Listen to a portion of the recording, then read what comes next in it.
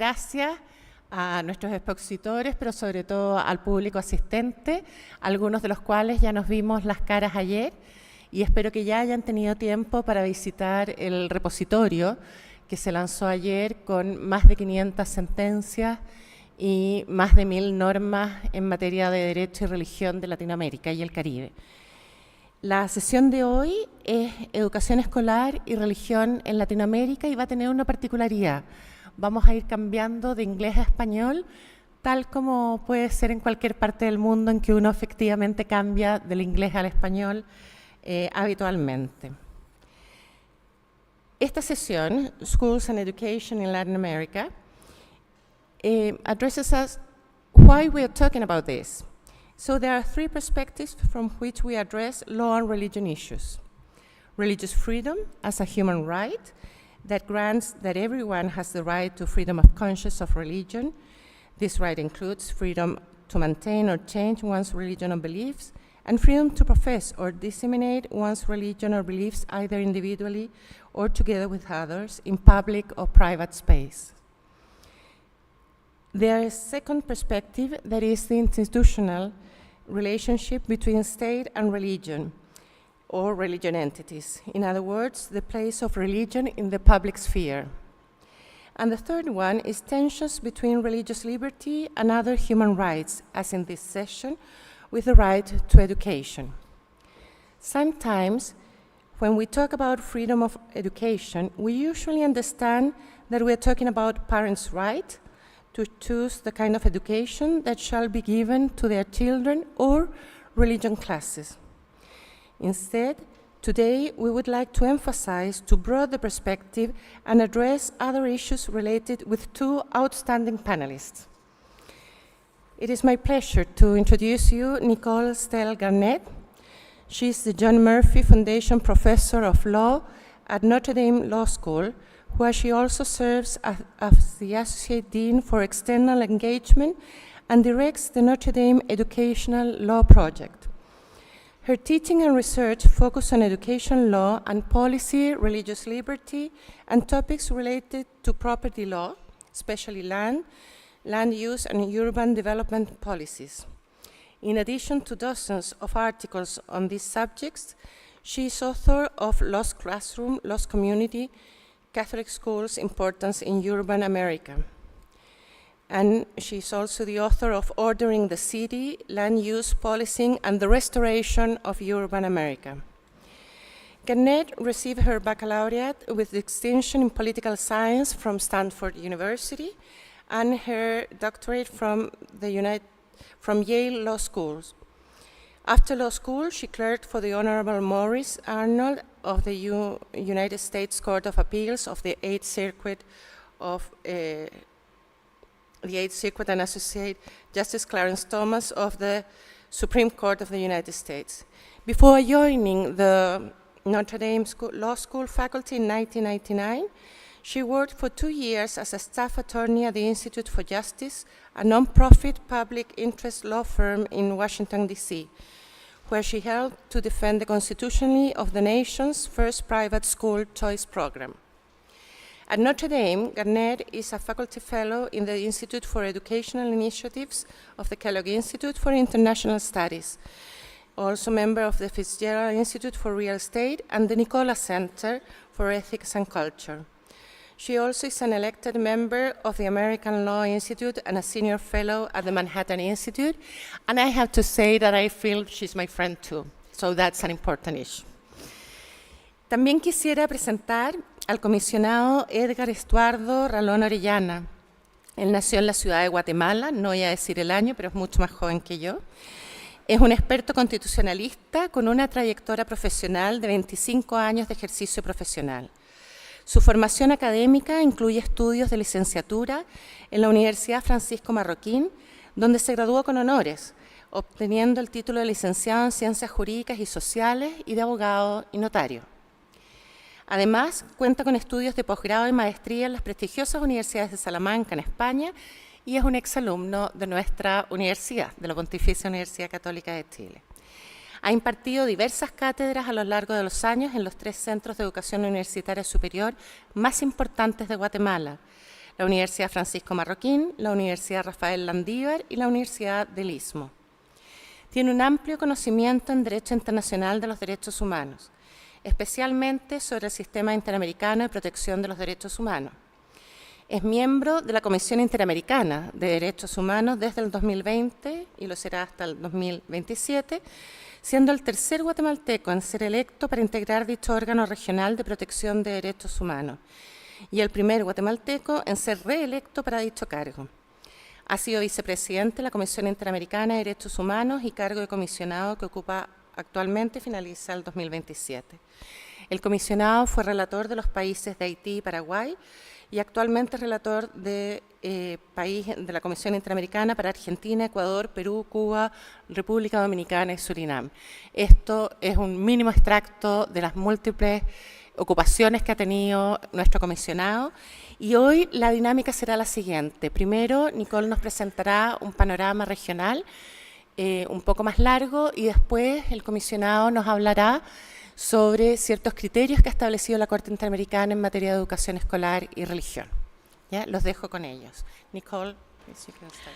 Thank you so much, Anita, and I'm grateful to be here today. I apologize in advance that I do not speak Spanish. And in addition to my apology, I'd also like to just extend a thank you, both for inviting me here today, but also for inspiring this project that I'm going to talk about. Without Professor Salas and the center here, I would not have done this research. I am a scholar of American education law and US education law, and not a comparativist. But I've learned a lot about education law, policy, and freedom of religion by studying Latin America. So, because I am from the United States, no? Sorry. I'll just begin.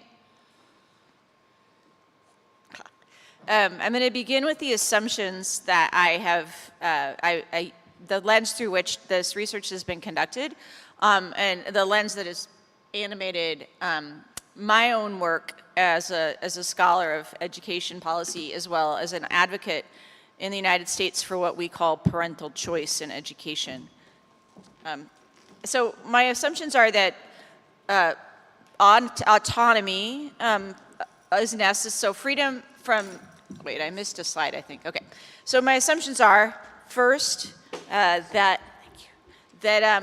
educational pluralism, and by that I mean plural delivery of K-12 education by a variety of institutions, including private and religious schools, is good, both for educational outcomes and for civil society. And that in some contexts, particularly in Latin America, not as much in the United States, although to some extent in the United States, this pluralism is actually critical to access to education. Particularly this is the case where state capacity is limited, but in the United States, it is also the case that many of our government schools, while present and educating everyone, don't do a particularly good job at it. And so therefore, access to plural institutions is really important.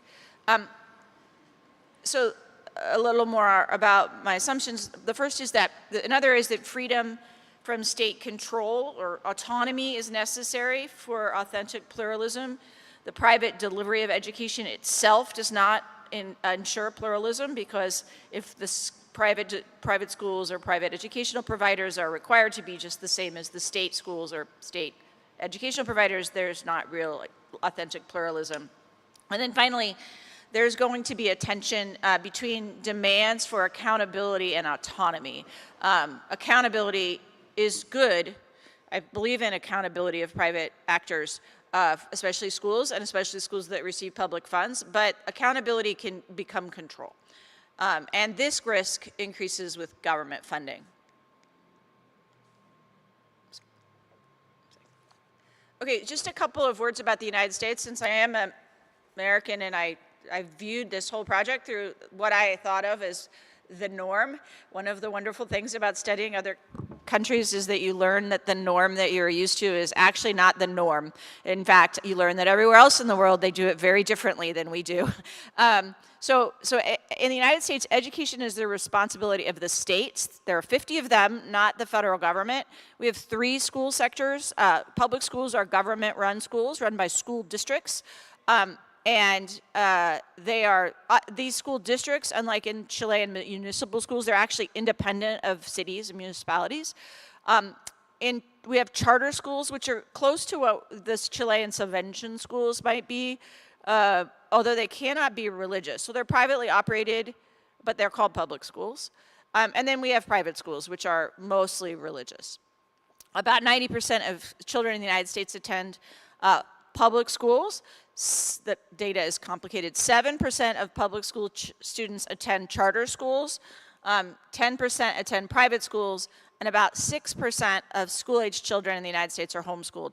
So if you do the math, that is 106%, which it took me a while, but I finally realized that homeschool number does not count as students. So the numbers are very hard to get on homeschooled students in the United States because they are so unregulated. Many parents in some states don't even have to report that they're homeschooling.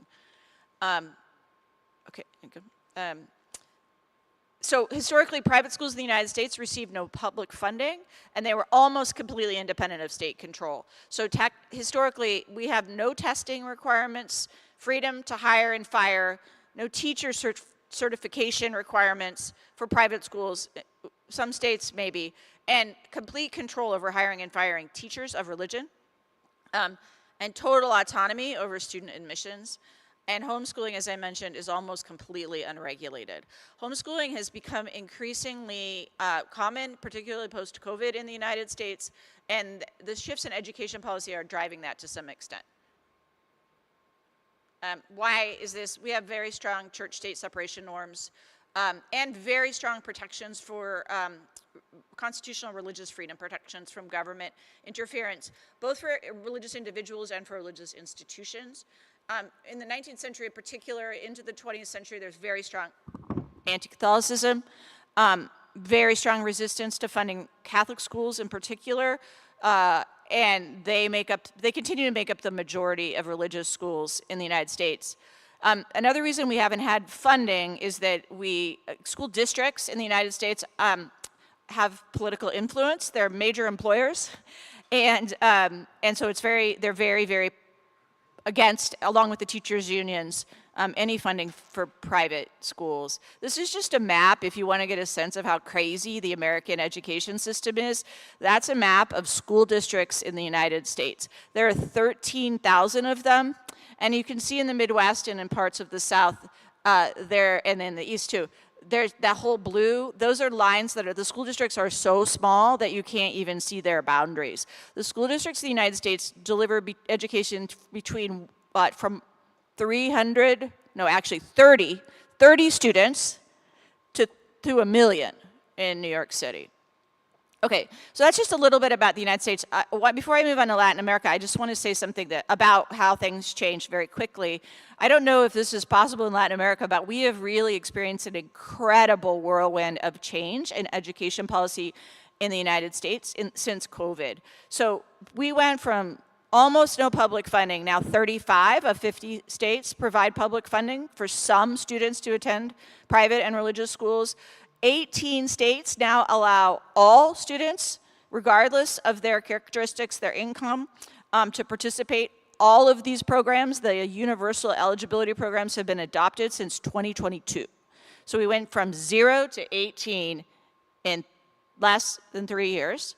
About 50% of students are eligible to participate and get private public funds to go to a private or religious school now. The numbers are it's changed so fast that we really don't even know what our education policy will look like in 3 years. The other thing that's interesting about change and very, very distinctive from Latin America, I've learned, is all of these programs, the newer ones, are not just scholarship programs, and they're not subventions, and they're not subsidies. They're called education savings accounts, and each kid gets money that is put in an account in their name, and that money could be used for any education expense, including tuition, but it can also be used for homeschooling, educational therapy. I like the fact that in Florida you could use it for horse therapy. That's therapy for children, not horses, but apparently it's good for kids with cerebral palsy. And you could use it for tutoring, for example, apparently many Jewish families use it for Talmud instruction for people who live, getting the rabbis in Israel to zoom in. So it's very, and in the United States, we're moving more toward less regulation, not more. Okay, so Latin America. So this is the project that was Anita helped so much with and inspired. Is Maria Paz here? No, she's, okay, anyway. So Maria Paz Madrid was here somewhere, is a PhD, SJD student at Notre Dame, and she helped, really carried this, because I don't speak Spanish, that means I don't read Spanish, and that means I can't research in Spanish. But we together with a few other law students, put together reports for all Latin American Spanish-speaking countries that studied the funding of religious and private schools in Latin America by country. And most of them are now up on the website. Some of them are missing and hopefully will be up on the website soon. We're going to meet about that today. Rodrigo, we still need Brazil, and not Spanish-speaking. So we have these reports now for these countries in both English and Spanish.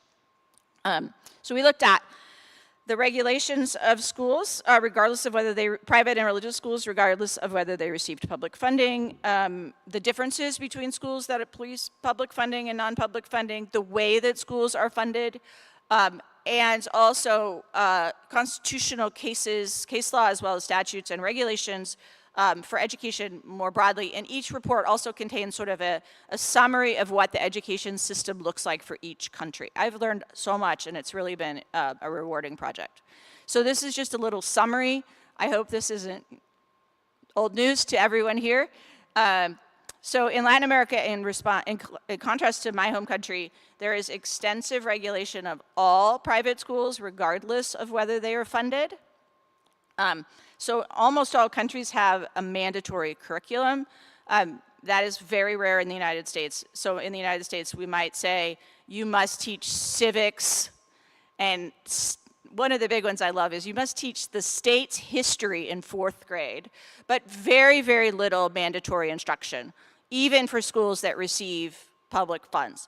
Here in Latin America, a very, very controlled curriculum, including what we don't do, which is seat minutes, how many minutes of each subject you must study. That, some of these educational curriculum are very good. I understand Chile is very good, but if you strictly control how many minutes of every subject one must study, it squeezes out innovation, and it squeezes out religious instruction. In many countries, it might be relegated to a couple hours a week for religious instruction. And as far as what we are seeing in the United States with sort of new models, so I was saying, our children attend a classical Catholic school. We have Montessori schools. In Florida, they have micro schools for students who are LGBT. Those kinds of things are not going to be possible if you have a very restricted curriculum. Significant restrictions on teacher employment and student admissions and dismissal, even if you don't receive money. Strong non-discrimination norms that can interfere with religious mission.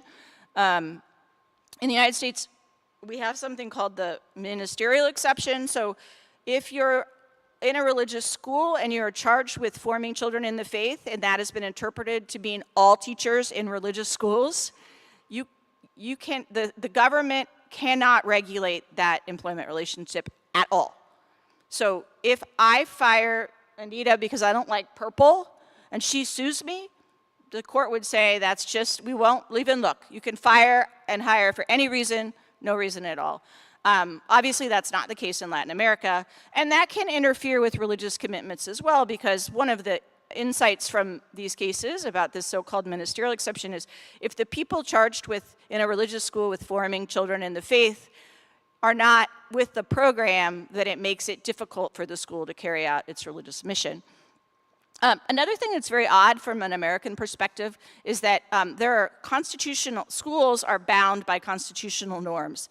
In the US, I think this is true in most common law countries, private actors are not bound by constitutional norms. So it's strange to say that parents have rights against private institutions. That's not true.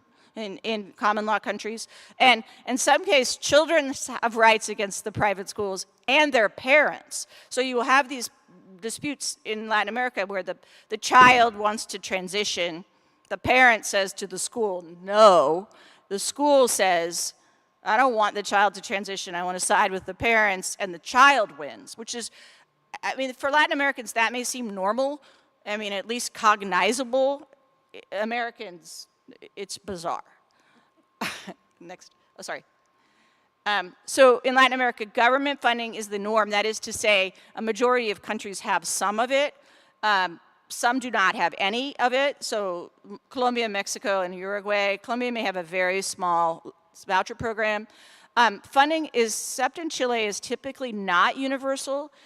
In some countries, it is reserved for students, schools serving vulnerable populations, indigenous in many countries, or schools that serve those populations get more money. Some countries, I will point out, don't have enough money even if they typically would give it to give it. So even if it's technically available, it's not always really available. In some countries, funding is determined by the state. So in Argentina and Brazil would be an example where funding, and that's actually the United States model. So some states, 35, give money to private schools. The rest of them do not.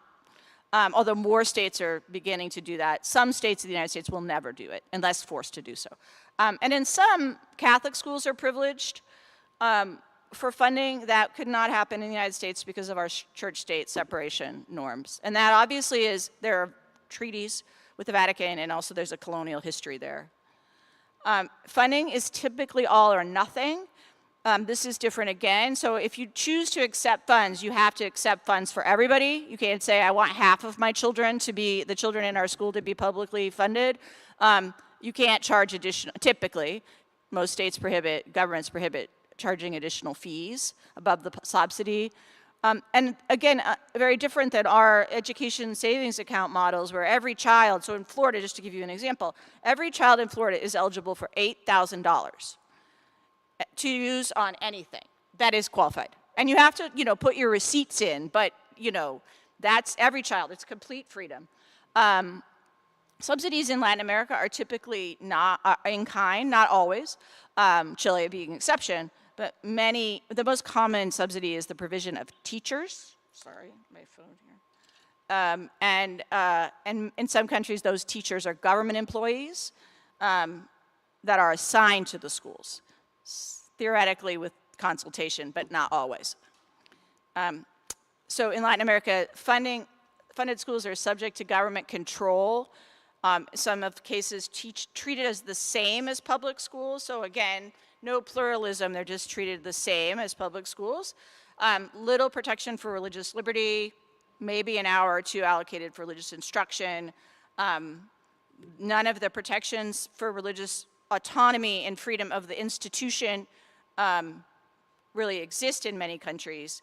And when the institution seeks, not always, but typically in the cases that we researched, when the institution seeks to assert religious freedom rights, they usually lose. In these cases might be labor disputes or parent disputes or even student disputes. In many cases, if you receive public funds, and in some cases if you don't, there are mandatory parent councils that have control to some degree over the policies of the schools. So when in Latin America, and I will say, I've also done some research into this issue. I was talking to the nuncio last night. I've looked at this in India as well as in many English-speaking African contexts, and this is actually pretty normal.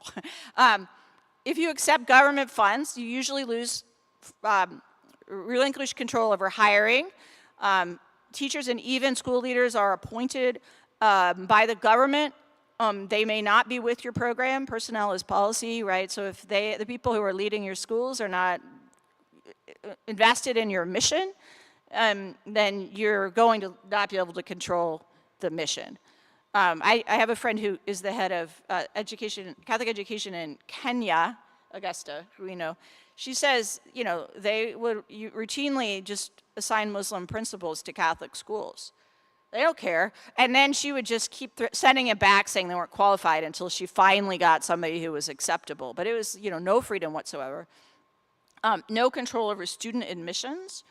It must either be random, maybe geographic assignment, no preference for co-religionists, and a priority for a vulnerable population.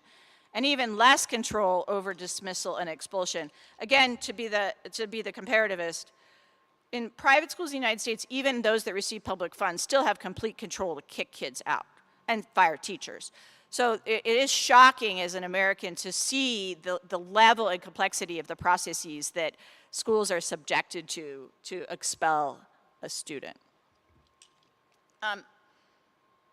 Okay, last couple points. The first is that many countries require teaching of confessional religion in Latin America, even in public schools, which leads to all kinds of problems, as you know, in Chile.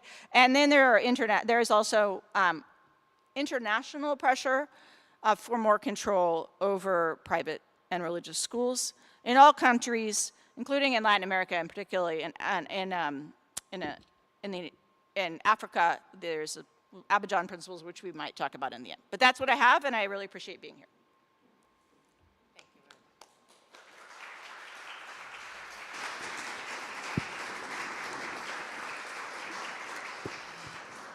Thank you very much, Nicole.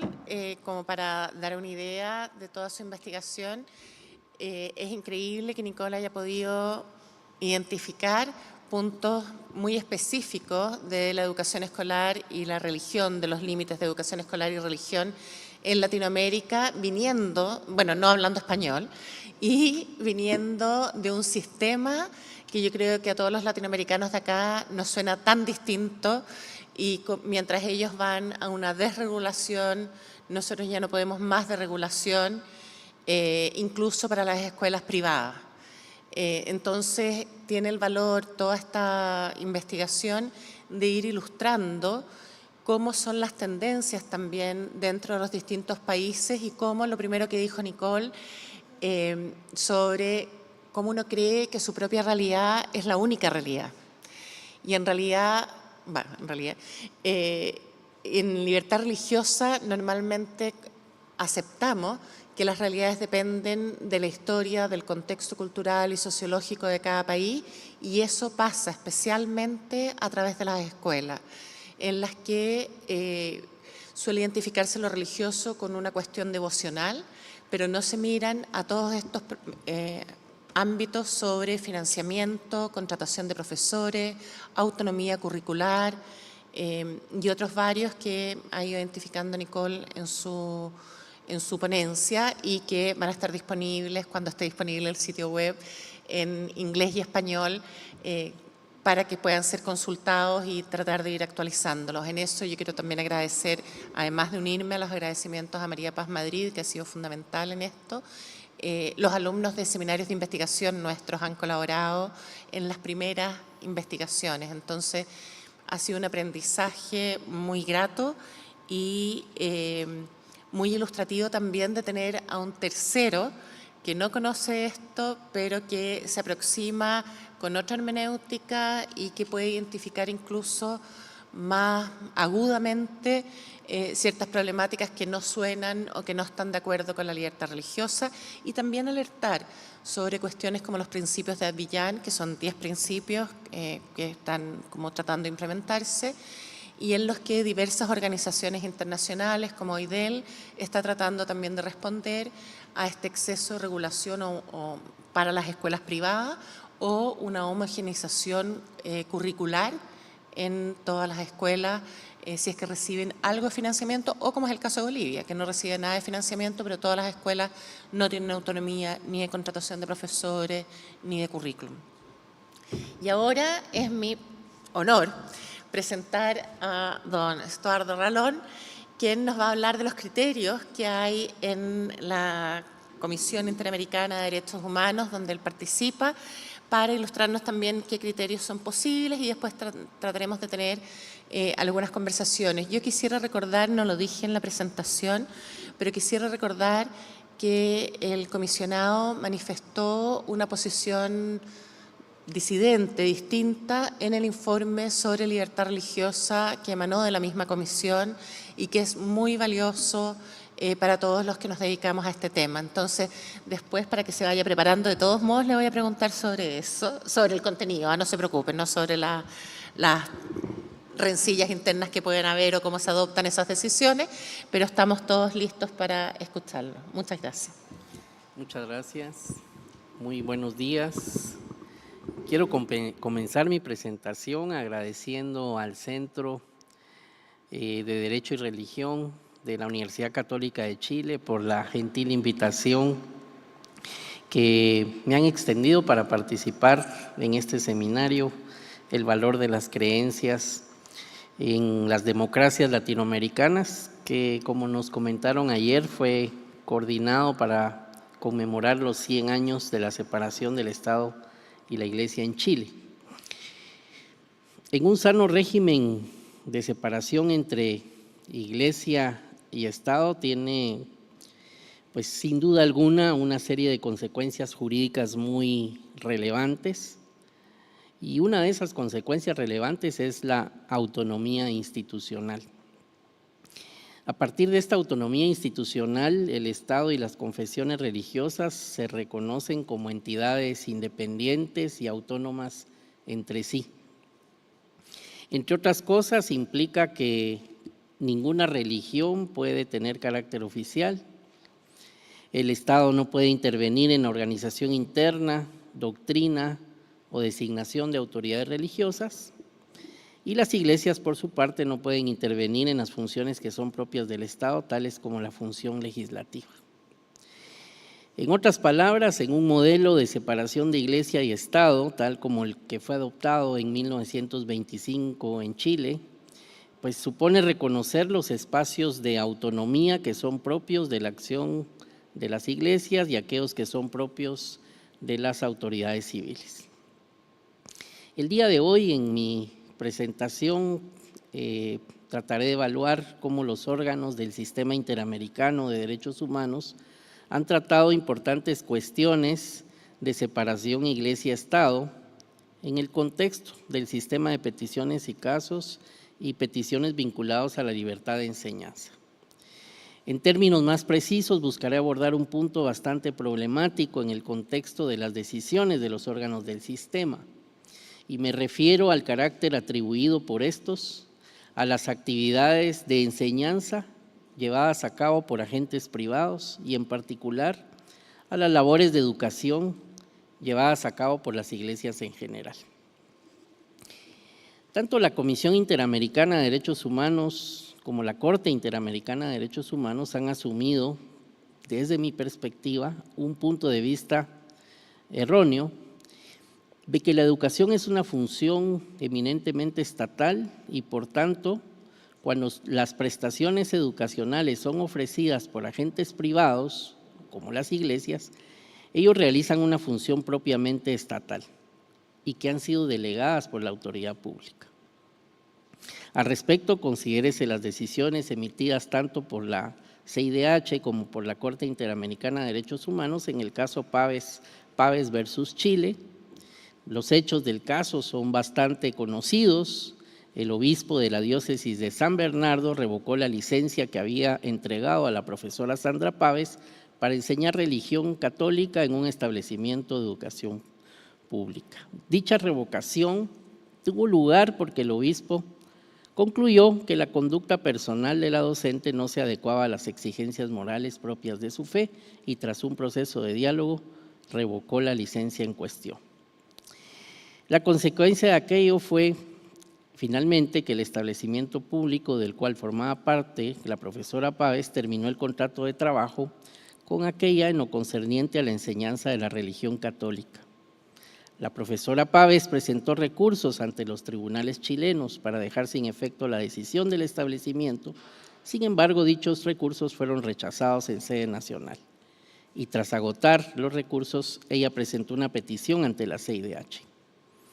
La CIDH tramitó el caso, entró a conocer el fondo del mismo y una de las preguntas que la comisión tuvo que entrar a responder es si era posible o no atribuir responsabilidad al Estado chileno por el supuesto acto de discriminación por orientación sexual que acusaba a la peticionaria por parte del obispo de San Bernardo. Ello naturalmente porque dentro del esquema de separación entre Iglesia y Estado existente en Chile desde 1925, la Iglesia Católica y el Estado se encontraban jurídicamente separados y por tanto las actuaciones de la Iglesia Católica en principio no podían ser imputadas al Estado. En este sentido, el obispo de San Bernardo, al momento de revocar la licencia para enseñar religión católica de la profesora Páez, no actuó como un órgano del Estado, sino como un representante de su propia iglesia. Así las cosas, de no mediar algún criterio adicional, era muy difícil en términos jurídicos que la CIDH asumiera el caso y finalmente declarara responsabilidad del Estado. Ello porque la CIDH en principio no dispone de competencias para juzgar actuaciones de órganos privados como las iglesias, sino solamente de actores estatales. La CIDH en ese caso resolvió solventar este problema planteando la siguiente tesis. En primer lugar, la CIDH afirmó que el obispo de San Bernardo había incurrido en acto de discriminación por razones de orientación sexual. En segundo lugar, afirmó que este acto de discriminación resultaba atribuible al Estado, por cuanto la potestad dada a las autoridades religiosas para certificar la idoneidad de las personas llamadas a ser profesores de religión católica se encuentra prevista en la legislación, por lo que fue el Estado el que le delegó un componente de función pública a entes no estatales como las autoridades religiosas. Así las cosas, la CIDH indicó y concluyó que las actuaciones de las autoridades religiosas en ejercicio de la delegación para el ejercicio de una función pública necesariamente comprometen la responsabilidad internacional del Estado. Esta tesis también fue asumida por la Corte Interamericana de Derechos Humanos una vez la CIDH demandó al Estado chileno por este caso. En efecto, la Corte afirmó que la norma a través de la cual se reconocía el derecho del obispo de San Bernardo a seleccionar los profesores de religión católica dentro de su diócesis le confirió atribuciones de poder público a las autoridades religiosas y como tal, al emitir el certificado de idoneidad a las personas docentes de religión, se está ejerciendo un acto que es atribuible directamente al Estado. Detrás de estos argumentos existe un presupuesto muy cuestionable. La función de enseñanza corresponde intrínseca y principalmente y primariamente al Estado. Y si un actor no estatal como las iglesias realiza labores de educación, lo hace en la medida que el Estado lo ha autorizado a hacerlo por medio de un acto de delegación. En otras palabras, bajo esta tesis, ese actor privado actúa en calidad de delegado de potestades que en principio son esencialmente estatales. Esta visión no es exclusiva del sistema interamericano. El Comité de Derechos Económicos, Sociales y Culturales de Naciones Unidas también ha señalado que los estados tienen la principal responsabilidad de la prestación directa de la educación en la mayor parte de las circunstancias. Esta mirada acerca del proceso educativo también es compartida por organizaciones internacionales y expertos a nivel global. A considerar el documento que se mencionaba hace unos minutos como los principios de Abiyán, adoptados en 2019 en Costa de Marfil por un conjunto de importantes organizaciones no gubernamentales a nivel global. Dichos principios afirman que las instituciones educativas privadas no pueden suplantar o reemplazar la educación pública, sino solo complementarla. De hecho, los principios afirman que cuando la prestación privada educativa sea resultado de la falta de disponibilidad de educación pública, los estados deben tomar las medidas efectivas para desarrollar o restaurar el acceso universal a la educación pública. Es necesario mencionar que los principios de Abiyán han sido una de las fuentes consideradas por la CIDH al momento de elaborar los informes sobre libertad académica. Esta mirada de la educación plantea que es una labor esencialmente del Estado y por lo tanto la labor de los actores privados y de las iglesias es simplemente complementaria a la acción estatal.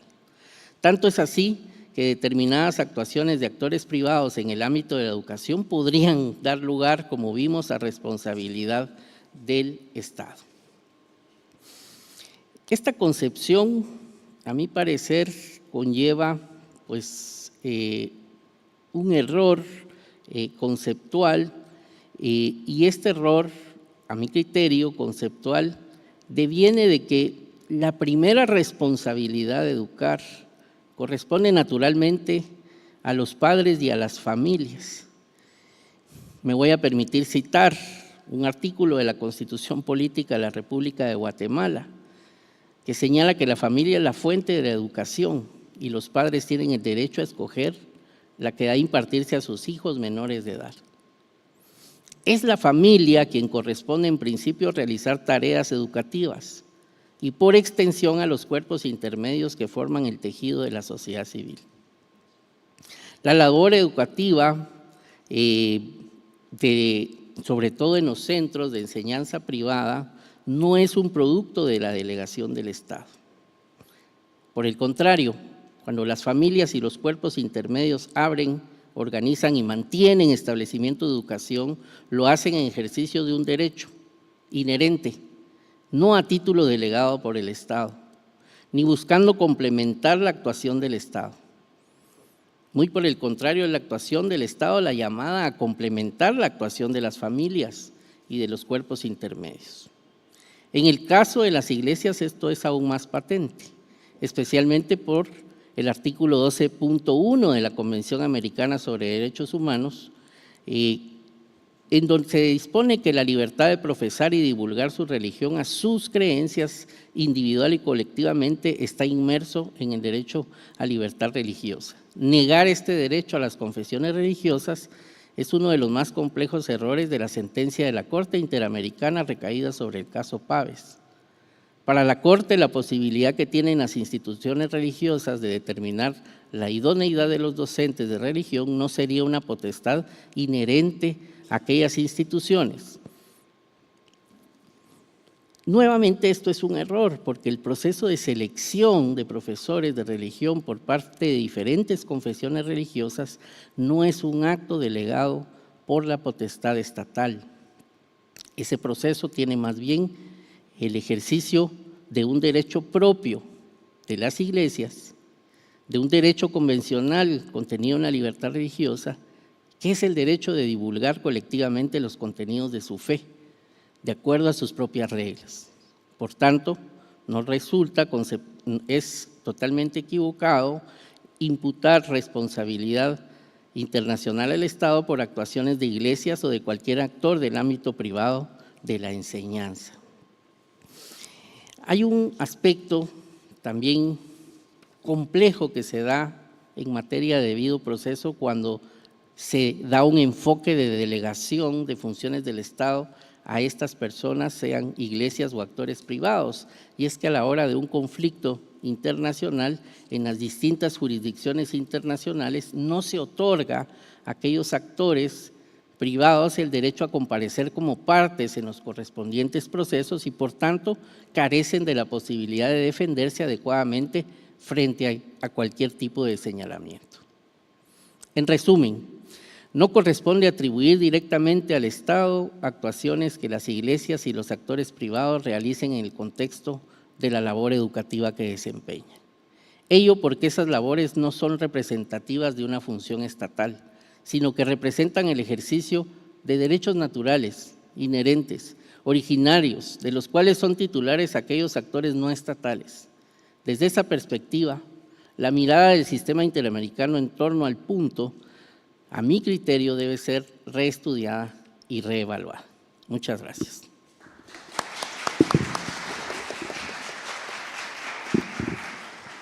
Muchas gracias, profesor Ralón. Just a little brief of what he said, and that complements what Nicole has said in the sense that the belief among the Inter-American Commission, but also in the Committee of Economic Rights, is that education is a function that the state delegates in others and not a natural right or a fundamental right recognized to parents or other agents, I mean parents and family. So from that, he explains the Pavés case and the misunderstanding that these include in the sense that they thought that the bishop had the mandate from the state to hire someone, and it's not the case because it doesn't belong to the state, but also he's not a public person, I mean functionary. And then he goes through the principles of Abidjan and how those are being considered a lot in the reports that they are in the Inter-American Commission are given to the reports that they are doing, about academic liberty. And thus addresses the other issue that I know you're well concerned about, pluralism in schools. So now to have some questions about it, could you, Nicole, now tell us about what you think of this pluralism in the schools surviving with the principles of Abidjan, or you think that that's going to be problematic and you have some ideas to overcome that? So I do think, so the Abidjan principles are a document that, principles that some NGOs came up with to just sort of promote a particular understanding of the relationship between private and public actors in the education sphere. So the model is that state education takes priority. Where possible, state education should be exclusive, and there should be no funding for any private education. So all funding should be directed at state education, and that to the extent that there is funding given to private schools, and perhaps even to the extent there isn't, those schools should be regulated to be exactly like state schools. So it's the opposite of pluralism, it's uniformity.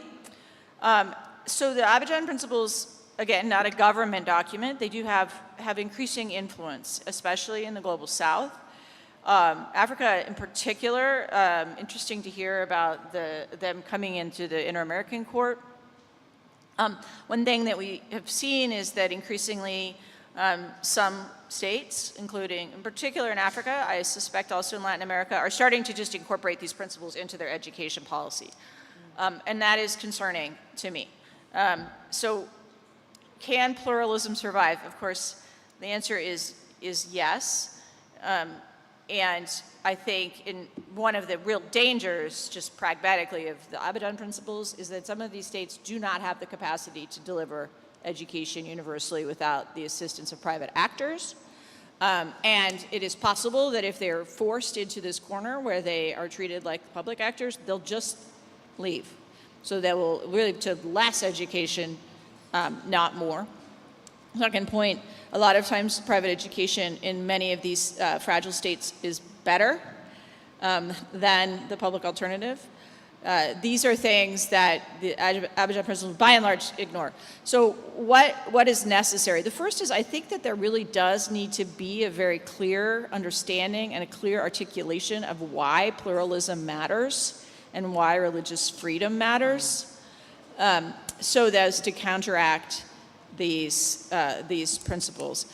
There has been talk of a counter-principle effort, perhaps, that would be ecumenical effort to come to articulate a clear vision of why this model of state control and state uniformity is the wrong model for human flourishing and for the goal of universal public education.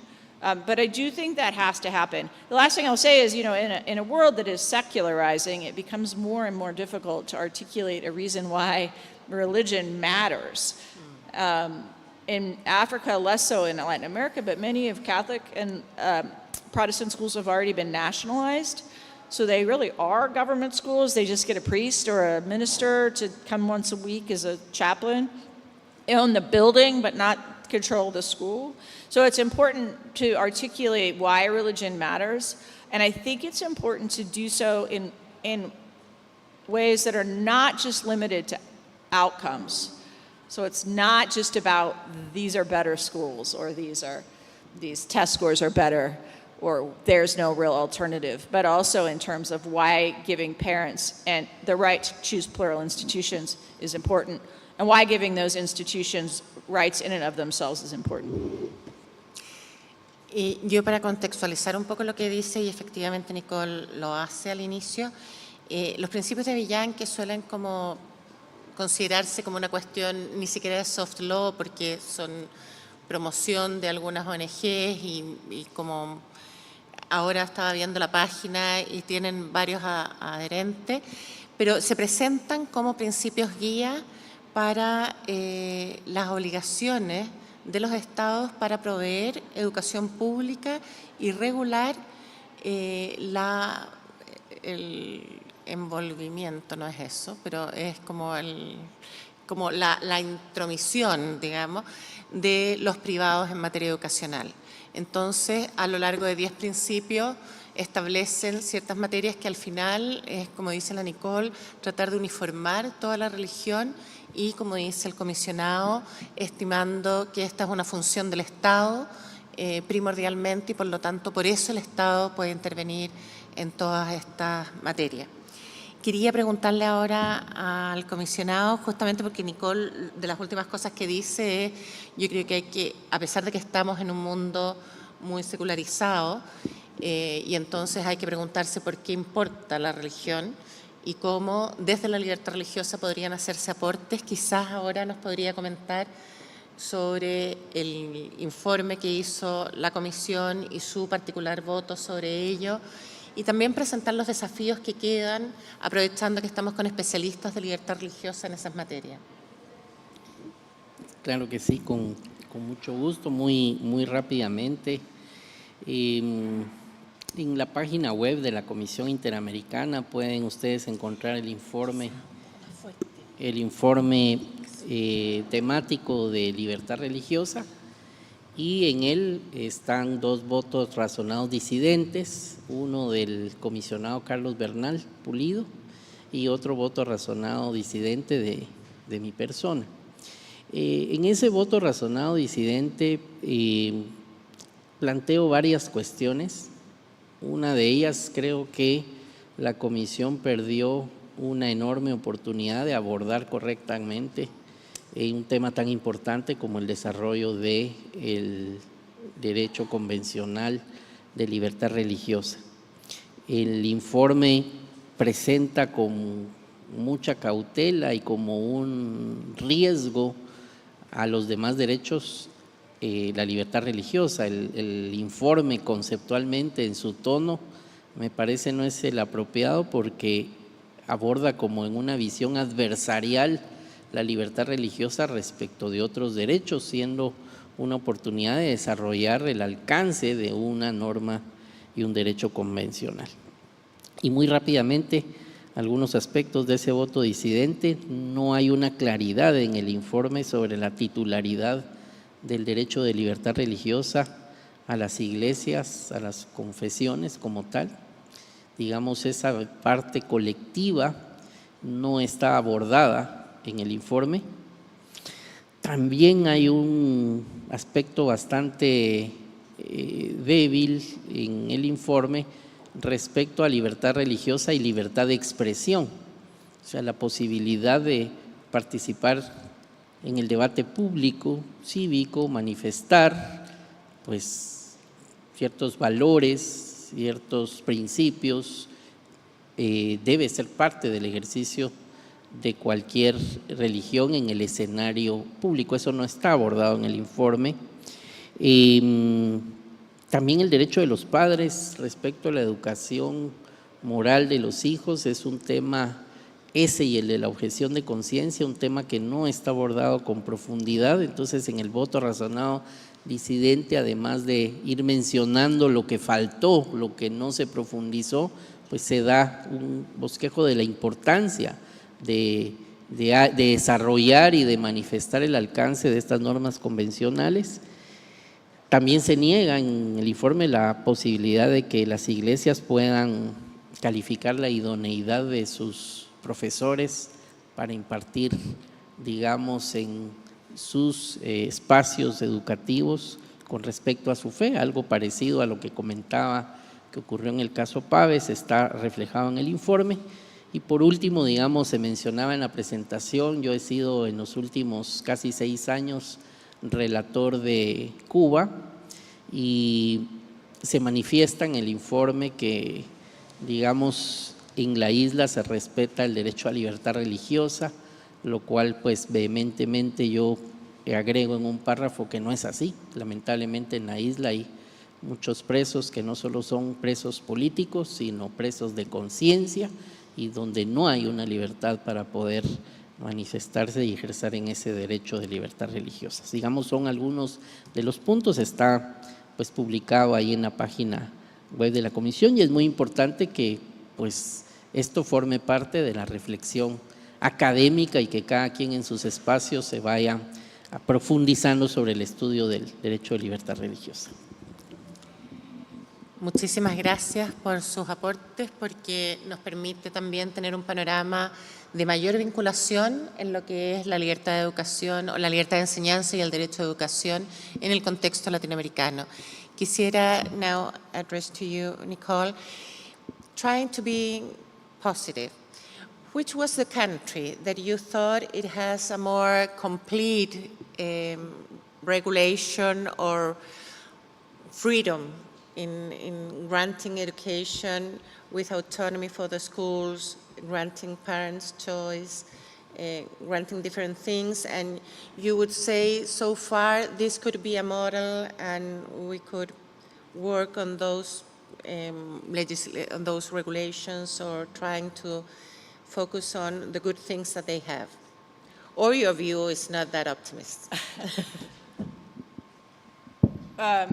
Well, the Chilean model has long been looked to in the United States as a model for making the plural delivery of it, pluralism real. And it's very unusual because the numbers of children in private schools in Chile, very unusual. I mean, so there is that model. I mean, there are things about it that I would change, but I think that is one model with universal funding and to some degree freedom to have an educational project that is distinct. So that is a good model. Historically, I'm looking at Maria Paz now, she should answer this question. Belize, right?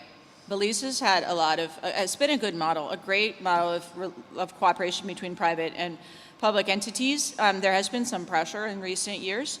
And to change that, I think there's always going to be pressure. Maria Paz was involved in some of the drafting of the Constitution, correct?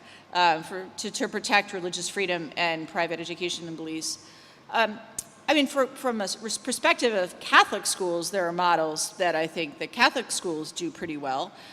Dominican Republic would be an example. There's privileged Catholic schools, but it's not necessarily pluralism because there's a concordat, and the concordat protects the Catholic schools, which is good from my perspective as a Catholic school advocate, but it's not necessarily pluralism because the other kinds of schools are not protected. That the church being able to negotiate, deals, particular privileges for its schools will protect those schools, and that's good. But I think we could learn perhaps from some of those other things. But I want to ask Maria Paz, what would your model be? I think Chile. Dice que está siendo parcial, pero que su modelo sería Chile. Bien optimista igual. Esto se explica en el contexto latinoamericano, después vamos a explicar dónde va a estar María Paz. Can I say one Of follow-up? course, of course. So, just as the American, the U.S., from the U.S., I would say one of the things that has been interesting to me and surprised, so I have always been an advocate, a supporter of what we call vouchers, scholarships, and a skeptic of the new model of these education savings accounts. I've always been a skeptic that parents can actually customize their children's education, and that the model of giving everybody $8,000 and saying, go away, educate, will work. But I think that research in the United States, and I don't see it happening widespread in Latin America, but I think the research in the United States is actually working much better than we expected. In the United States, we see in states with these big education savings accounts more providers, more distinctive providers. So lots of little schools popping up, little tiny schools serving 20 kids. And when parents choose, they don't go back. So I think it's actually working. Maximal freedom is working better than I expected it to, although there are lots of concerns about accountability, the risk of fraud, fights about whether Legos are a legitimate education expense, big fights about trampolines. But I do think there is this model of more freedom than I even supported. There's evidence that it is working. It took a pandemic to get there in the United States, but it happened so quickly that I think it could happen elsewhere. No one expected it. Nobody. So it was only in 2022 that the first state passed a universal funding system, Arizona, only 3 years ago. Now we have 18. So I'm hopeful that it can happen elsewhere, but it's sometimes you could be surprised. Gracias, Nicole, porque en el fondo, viniendo también de un país con mínima regulación y dice incluso más mínima de lo que yo quisiera en cuanto a asignación de becas de $8.000 por niño en el fondo, y que cada uno ve cómo lo gasta, y si es en clases de equitación, está bien en clases de equitación, o sea, más de la libertad que ella daría, ve que en todo caso está operando bien la cosa. Yo quería preguntarle, y mientras tanto, si alguno tiene alguna pregunta que quisiera formular, felices que se hagan, ¿ya? Pero quisiera preguntarle al comisionado, a ver, a mí me sorprendió que la causa Pavés ni siquiera se presentara por la comisión a la Corte por libertad religiosa. Pero también quería preguntarle si llegan causas en materia de libertad de enseñanza y de educación, y si usted cree que después de tantos años de existencia de la Corte va a venir una tendencia hacia una mayor presentación de estos problemas, por ejemplo, en materia de libertad académica. Sí, digamos, no tenemos en este momento en la comisión temas que vayan en línea de libertad académica o, digamos, de libertad religiosa, como fue en su momento el caso Pavés, que fue enfocado de una manera también, digamos, con otras aristas, como bien se menciona. Sí considero que a raíz de la publicación del propio informe de libertad religiosa y de los principios de libertad académica que publicó la comisión, se va a dar en los próximos años la presentación de estas temáticas, tanto en la comisión como en la Corte, y es una visión que por lo menos en los dos casos, tanto libertad religiosa como libertad académica, han habido visiones distintas, puntos de vista jurídicos diferentes, en donde no hay una uniformidad de criterios, y veremos cómo los abordarán las composiciones futuras en el sistema interamericano, pero de 2019 a la fecha, luego de tener ya varias décadas de funcionamiento de la Comisión y de la Corte, era extraño que hubieran votos disidentes. Ahora los votos disidentes, tanto en la Corte como en la Comisión, son un poco más frecuentes y ayudan a enriquecer el debate y la reflexión jurídica. Creo que esa sería la expectativa en ambos temas. Muy interesante, muchas gracias. ¿Había alguien? Sí, te paso mi micrófono. ¿O Paulina? No, te paso mi micrófono entonces. Ok. Do you listen?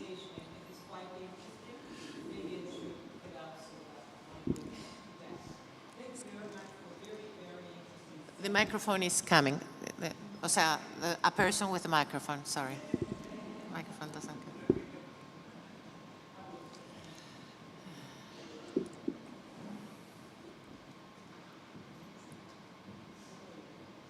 Te paso el mío. Ah, van a... Ahí. Thanks so much for very, very interesting seminar. In fact, I do have two questions, one for you, Professor, and then for you, Mr. Ralón.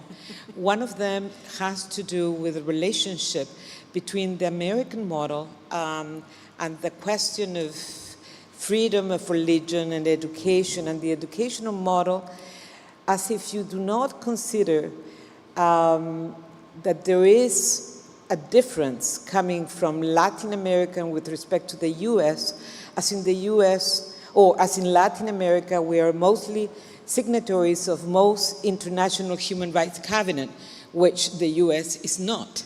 Therefore, the question of discrimination, for instance, firing and hiring, relates very strongly to non-discrimination norms. So that's one particular way of looking at it, and why in the question of education and the relationship of freedom, completely and regulation, there is there a relationship.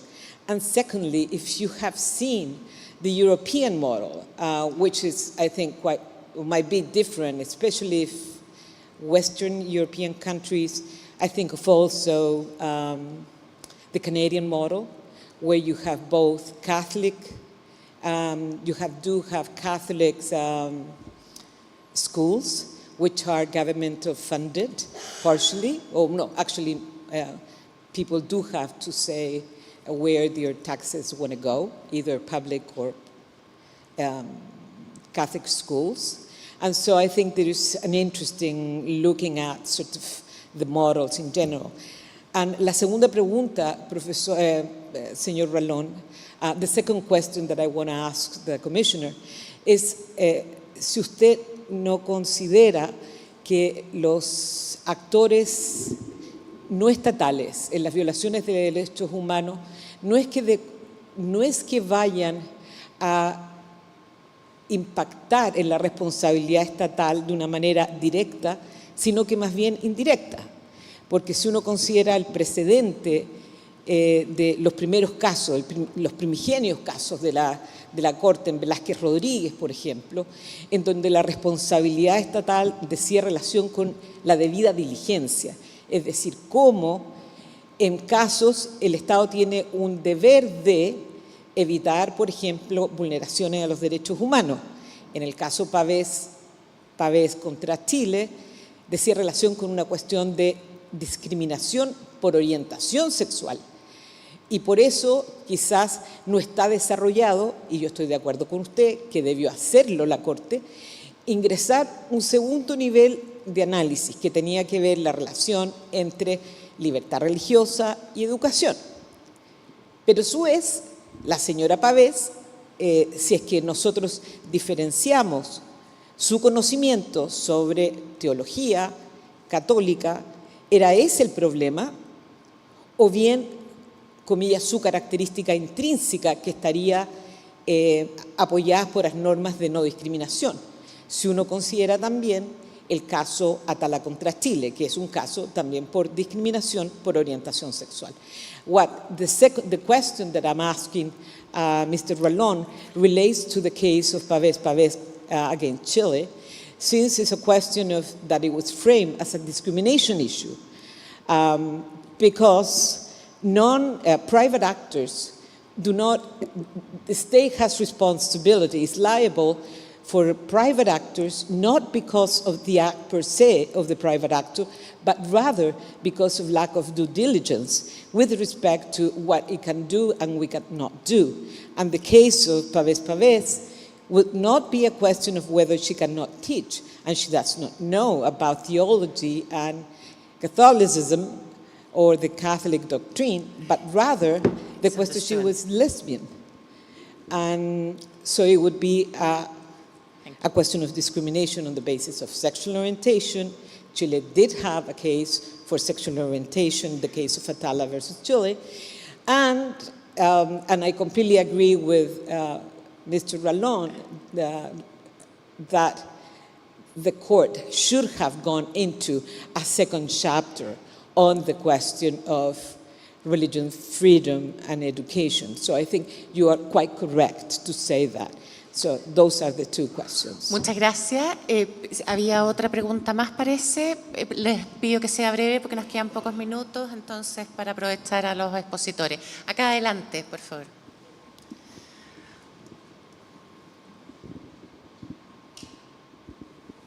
Hola.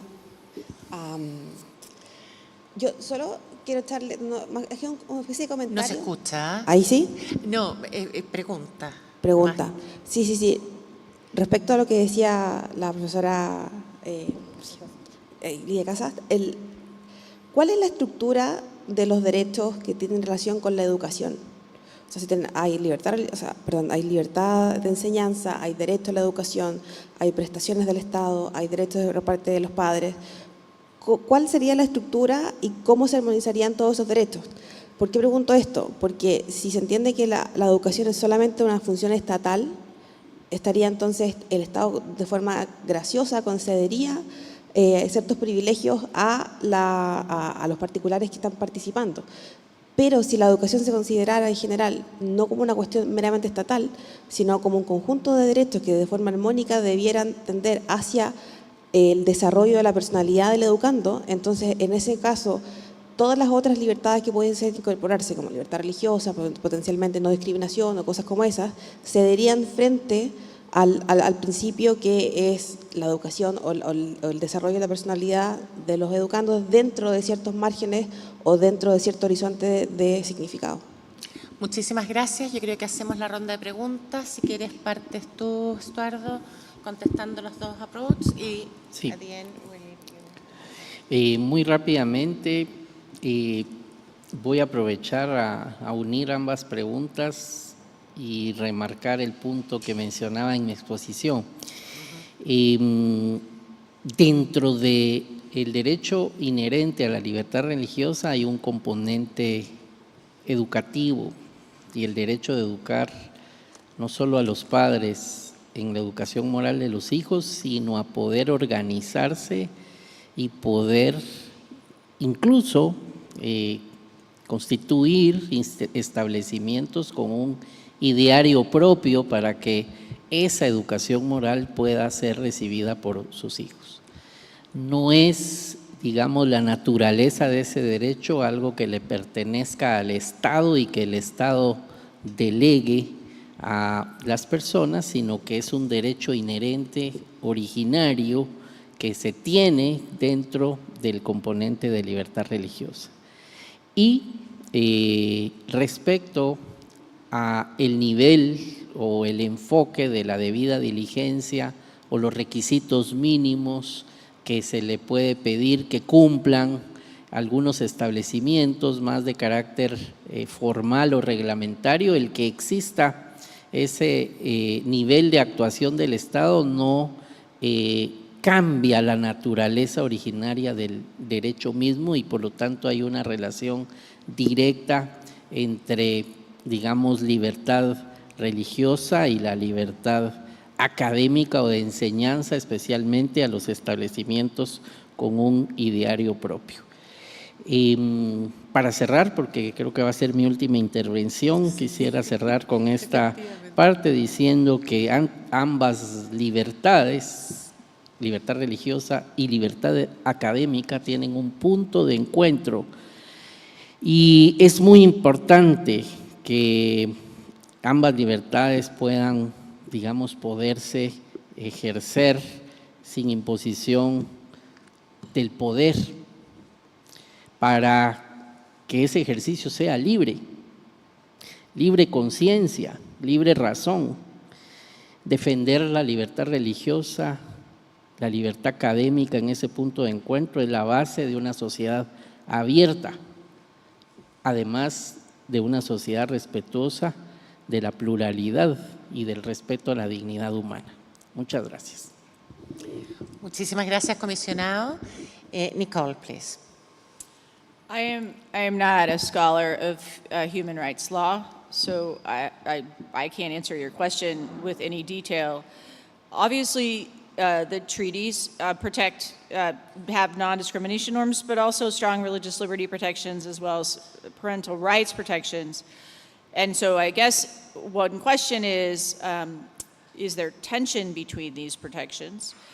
And if so, is there a hierarchy of the protections? I don't know the answer. Is it in terms of human rights law?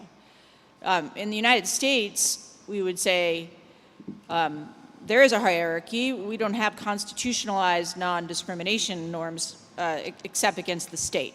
But with respect to religious freedom, the question is some of the things that we can impose on private religious institutions don't violate religious freedom. So that's the question, the way we would think about it. But again, I'm not a scholar of human rights. And the Pavez case is interesting and more challenging, again, as a non-Latin American, because I said to have a requirement that the state schools teach confessional religion that necessitates or the state chooses to ask the churches to certify who's qualified is something that would never happen in my country, because you cannot teach confessional religion in public schools.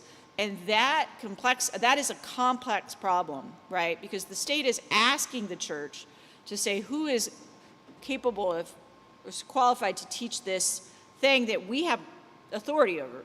Catholicism, Seventh-day Adventism, whatever. But that is a public employee. So that's just a strange thing to an American, and a complicated one. I don't actually even know how it works to have everyone gets their confessional religion taught in their school, and it seems like a lot of people to get certified. So I will pass on the Pavez case because I think it's such an interesting challenge. We would say in the private context, the teachers of religion are ministers, and teachers of religion are ministers, and because they're ministers, the state cannot regulate their employment. That would be the end. But they would always be in a private school. They would never be in a government school, because it would be unconstitutional to teach religion in a government school, and there are lawsuits about that right now going on about whether different things that states are starting to do violate that establishment norm. Thanks a lot. Yo tengo que decirles que se me quedaron preguntas sobre la última decisión en Uruguay acerca de los menonitas y el homeschooling. Fue todo un tema que no abordamos, que algo insinuó Nicole al inicio, pero para eso están también, y veo que hay otras personas que también querían preguntar, pero para eso están las pausas de café, y pausa de café amplia, se supone que con rico café y algo más. Y los quiero dejar invitados porque ahora vamos a las sesiones paralelas. Las sesiones paralelas del día de hoy son tensiones en materia educativa con la libertad religiosa, en donde está Elena García Antón, María Paz Madrid y Gonzalo Letelier, y modera Carmen Domínguez. Y la otra sesión paralela es sobre laicidad entre el espacio público de la religión y la privatización de la religión, en donde exponen Gonzalo Flores, Marcos González, Alejandro Valle y modera Paulina Izaguirre. El edificio donde va a ser todo eso es el edificio al frente, que es el de la Facultad de Derecho. Y hay unas sesiones paralelas en el segundo piso y otra en el quinto. Tienen informado cuál es en su QR en el programa, así es que pueden llegar fácilmente. Y ahora, por favor, acompáñenme a aplaudir a estos distinguidos panelistas.